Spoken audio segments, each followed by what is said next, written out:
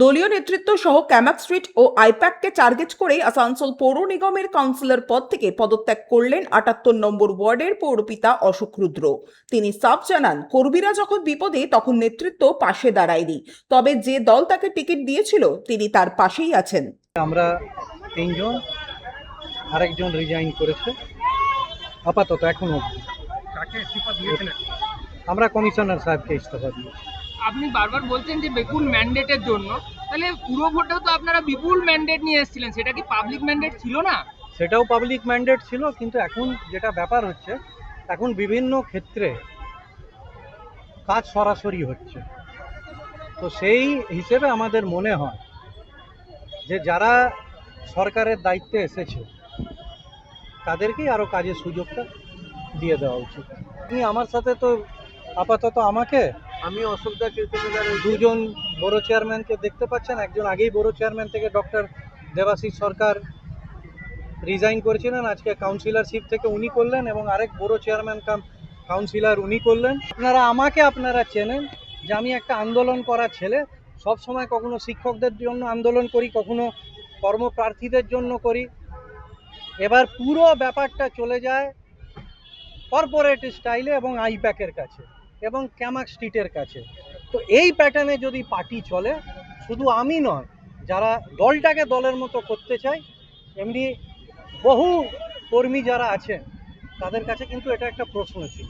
একটা মিটিং ছিল মমতা বন্দ্যোপাধ্যায়ের বাড়িতে, একজন উকিল তিনি কিছু বলতে গেছিলেন, রেড়ে করে বাকি উকিলরা ওখানে তেড়ে গেছে যে আপনি একদিকে আছেন, আপনার পরিবারের লোককে অন্যদিকে পাঠিয়েছেন, আপনি এখানে বার অ্যাসোসিয়েশনের ভোটটা পুরো উল্টো দিকের হয়ে প্রচার করিয়েছেন, পুরো খেলিয়ে দিয়েছেন, আবার এখানে এসে এইসব কথা বলছেন। কে বিক্ষোভের মুখে পড়েছিল খবরটা নিন। গতকালকে কালীঘাটেতে লিগ্যাল সেলের মিটিং ছিল, এই 2 মাস পরে মিটিং করা হচ্ছে। উল্লেখ্য, আসানসোল পৌর নিগমে পদত্যাগ করেছেন একের পর এক কাউন্সিলর। এদিন অশোক রুদ্রের সাথে পদত্যাগ করেন ৭২ নম্বর ওয়ার্ডের কাউন্সিলর বড় চেয়ারম্যান চৈতন্য মাঝি। পাশাপাশি পদত্যাগ করেন ৮৪ নম্বর ওয়ার্ডের কাউন্সিলর ডক্টর দেবাশিস সরকার। উল্লেখ্য, দেবাশিস সরকার বড় চেয়ারম্যান পদ থেকে পদত্যাগ করেছিলেন। এদিন পদত্যাগের পর তিনি জানান, তিনি কোন তৃণমূলে রয়েছেন সেটাই বলতে পারছেন না।